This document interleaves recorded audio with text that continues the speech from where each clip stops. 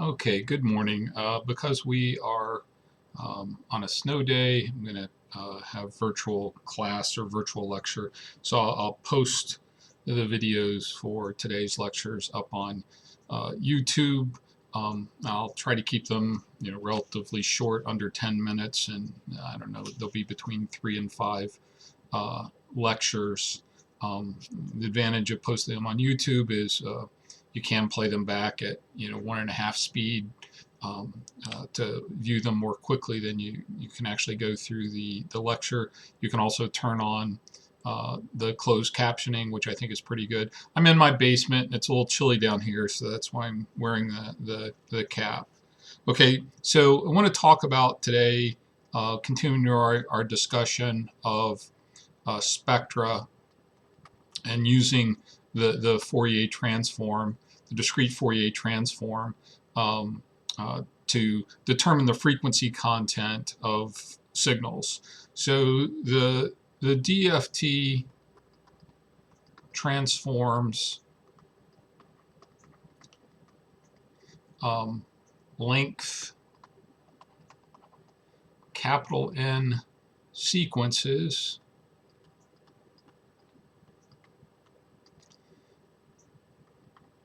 x of n, use the notation lowercase x here, into length capital N spectra, and we use the notation capital X and then usually a different index value for k there. So here's a figure that shows that process where we have a length n sequence that coming in may be obtained by sampling a continuous time signal, and then convert that sequence through the DFT into its spectrum, x of k. Now there are a couple different types of spectra. We can talk about the amplitude spectra, the phase spectra, or the power spectra, and we can use these to determine not only the frequency content, but the amplitude of the corresponding sinusoidal wave and phase or power of that component. Okay. So the way we compute, of course, the spectrum, we have this handy summation formula at capital N minus 1 of our sequence, and then e to the minus j 2 pi nk over capital N, and then we evaluate this for all k between 0 and n minus 1. Now, we often will graph x of k, or because it's complex, we can graph the magnitude and phase as a function of the index k, but typically we'll want to map these index values back to corresponding frequencies.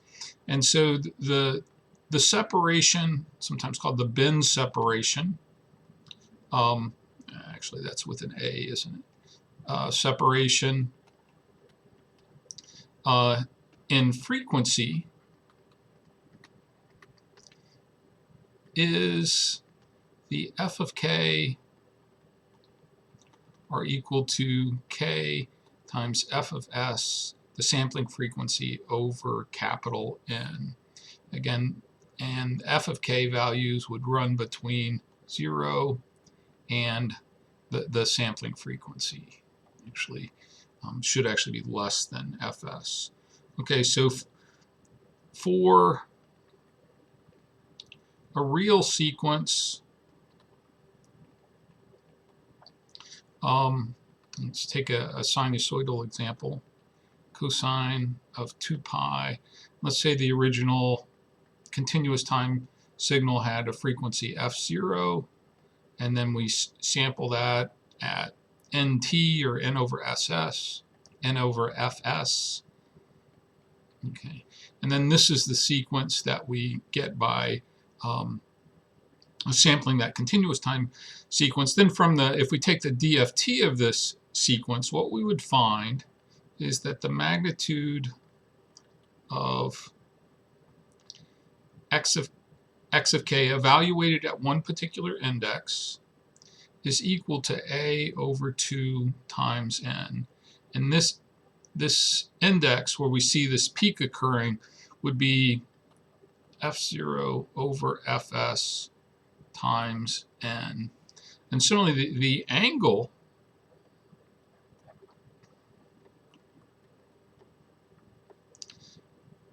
is equal to the phase angle of our cosine signal. Okay. Again, at this particular index. Okay. Of course, we can turn this around, and from the corresponding index, we can determine the amplitude of the cosine that has that corresponding frequency. It would be 2 times the amplitude of the DFT, and then the phase angle is just simply given by the phase angle at that index. Okay. Now we'll see this in some of the spectra that we start looking at. There is a special relationship between the x of k values that are above the midpoint index or the midpoint frequency, which is sometimes called the folding frequency. That midpoint frequency would be fs over 2. But if we're dealing with a real sequence, there's a certain symmetry we have there.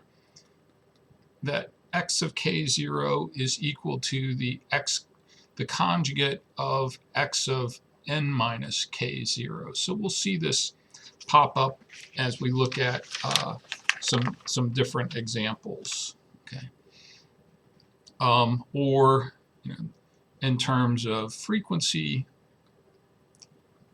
x of f0 is equal to x conjugate of fs minus f0. Okay.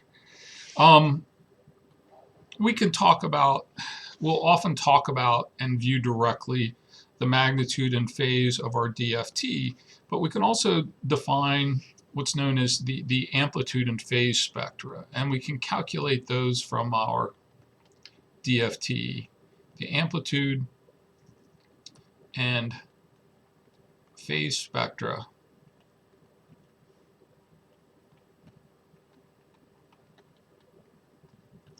are the amplitude spectra, AK. I'm going to use this notation. Your book uses a subscript K. I would normally write this just as another sequence, A with brackets of K, but it's 1 over n times the absolute value of our DFT. Okay, so again, K here would run between 0 and n minus 1. And similarly, our phase spectra is just the angle of our xk, or the inverse tangent of the imaginary part of xk divided by the real part of xk. Okay. And again, this would also be for all values of k between 0 and n minus 1. Finally, another spectrum that we'll look at is the power spectrum.